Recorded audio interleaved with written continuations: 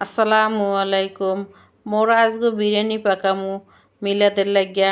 এর লাগিয়া আলু মোরা আগেই বাসায় বাজিয়ে নিচ্ছি।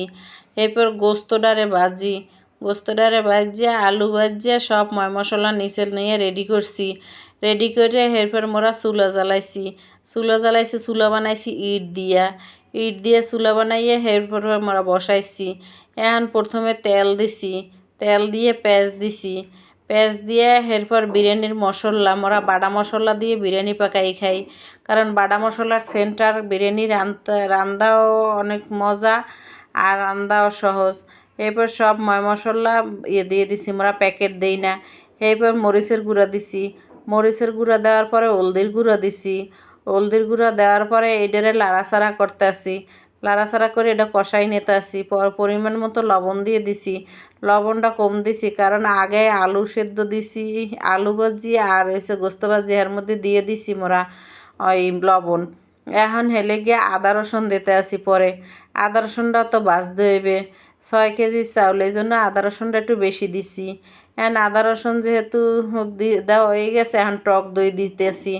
এনে আধা কেজি টক দই দিয়ে দিলাম। এনে রান্না করার মতো বাবুর্চি নাই। এনে আমি রান্না করতেছি আর বড়াফায় দেখাই দিতেছে আর বাইগনে রান্না করতেছে। বাইগনে কতক্ষণ লাড়ে, আমি কতক্ষণ লাড়ি। এখন মোরা ওই যে গোস্তটারে বাজ্যে তুললাম, সেই ভাজা গোস্তটারে ডাইলে দিছি। ভাজা গোস্ত ডাইলে হেবে কষাই দিতেছি। ওই যে বাইগনে লাড়তে আছে, কারণ যেহেতু মগো বাবুর্চি নাই, দুইজনে মিললে লাড়তে আসি, গরম লাগে, তাপ আহে। ওই যে টিন দিয়ে দিছি। আবার আলু ভাজাটা দিয়ে দিলাম। এখন টিন দিয়ে ওই যে করলাম। এরপরে পরিমাণ মতো পানি দেবো। 6 কেজি চাউলের জন্য মগো এই পাতিলে মাপা আছে। 3 কেজি চাউলের জন্য 1 পাতিল পানি, আর 6 কেজি চাউলের জন্য 2 পাতিল পানি দেই মোরা। এটা দিয়ে দিলাম 2 পাতিল পানি। এরপরে ওই যে পোলার চাউলটা দিয়ে দিলাম। দেখেন, পানি দেওয়ার পরেই পোলার চাউলটা দিয়ে দিছি। পোলার চাউলটা দেওয়ার পরে জসিমর কাছে সুন্দর করে লাড়া দিস, চাইরোপাশে ঘুরাইয়ে, যাতে কোনোখানে দলা না পাকায়। এরপর কিশমিশ দিয়ে দিছি।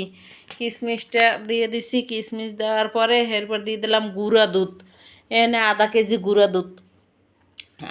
গুঁড়া দুধ এর মধ্যে দিয়ে দিলাম।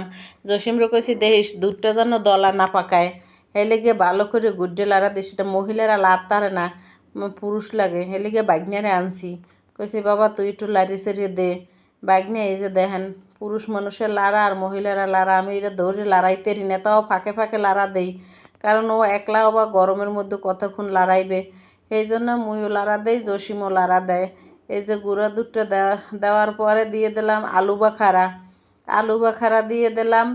দেখেন, এর মধ্যে চাউলটা ঘন এই পড়ছে।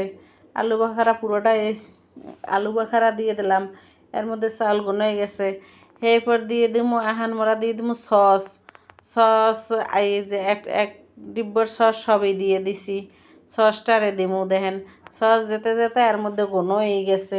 জসিম লাড়তে আছে, লাড়তে একটু পরেই মোরা দমে দিয়ে দিলাম। এখন দিয়ে দিলাম ঘিটাও একটু রেখে দিলাম। ঘি পুরো 1 ডিব্বা ঘি দেই নেই। এরপর দিয়ে দিলাম গোলাপ জল দিয়ে এইটার দমে দিয়ে দেবো। একটু হালকা হালকা পানি আছে, এই যে দমে দিয়ে দিছি। দমে দিয়ে দেওয়ার পরে এই যে দেখেন এইটার হয়ে গেছে, ঝরঝরা হয়ে গেছে। কি সুন্দর রান্নাটা, এমন সুন্দর সেন্ট আইছে। এটা খোলার পরে অনেক সুন্দর একটা সেন্ট আছে। দেখেন, একটার সাথে একটা চাল মেশে নেয়, কি সুন্দর ঝরঝরা পারফেক্ট।